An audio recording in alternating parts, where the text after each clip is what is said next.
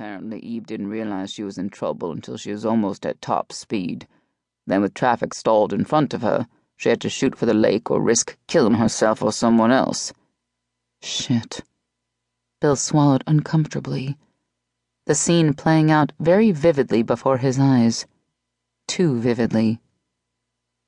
And here he'd accused her of negligence when, in fact, she'd made the smartest decision possible given her pathetically few options at the time. Well, smarts had never been something Eve Edens lacked. Loyalty? Sincerity? Fidelity? Now those were entirely different matters. The police are saying it was an accident, Mac continued, frowning. Uh-oh, Bill knew that look. He cocked his head, eyes narrowed.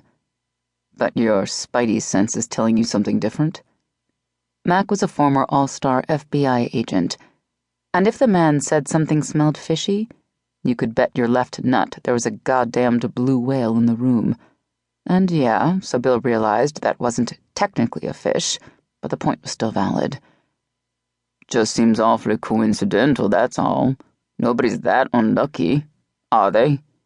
He frowned, considering Mac's words and remembering all the drama Eve seemed to trail behind her, like a not-so-invisible tail.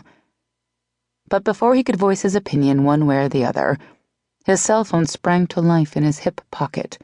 Pulling it out, the number for BKI's guardhouse lit the screen.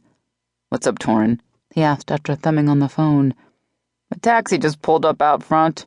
Eve Edens is here," replied the guard. Well, speak of the devil.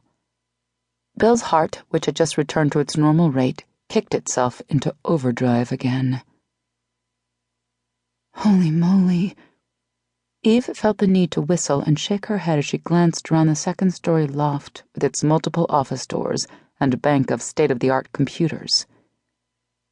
She'd never get used to the fact that Billy and her best friend Becky operated a covert government defense firm. That's right.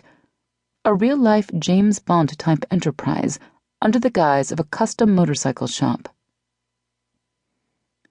But that probably had a lot to do with the fact that she'd known them back in the day, back when Becky was little more than a sullen teenager with a chip the size of Texas on her shoulder, and Billy was just a fresh-faced petty officer with pie-in-the-sky dreams of becoming a spec ops warrior.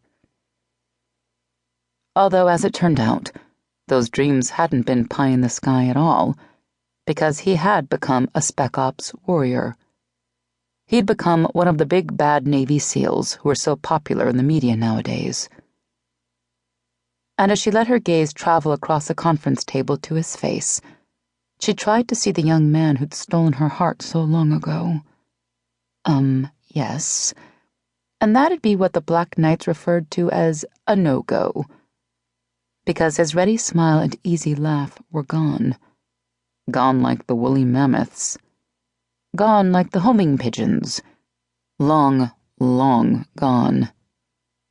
Now his brutally handsome face was unyielding, fixed in grim lines of determination and impatience.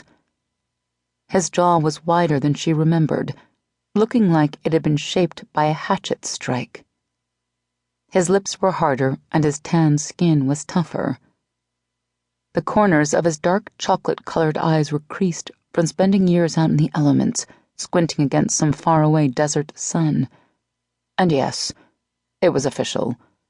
There was nothing even remotely youthful about him now, save for the lush fan of his thick lashes and the plump curve of his lower lip. This Billy Reichert, this hard, world-weary soldier, no longer resembled the young man who'd patiently and gently guided her toward the discovery of passion. No longer resembled the young man who'd teased her, laughed with her, loved her, and made her feel like she was the only girl in the world. Okay, and great, she was channeling Rihanna, which meant she'd mentally stalled as long as she could. "I think I'm in trouble," she blurted, and the words reverberated around the cavernous space of the chopper shop/super-secret spy shop like foghorns echoing across open water. It was then she realized the place was unusually quiet. Where is everybody? Where's Becky? "What kind of trouble?" Billy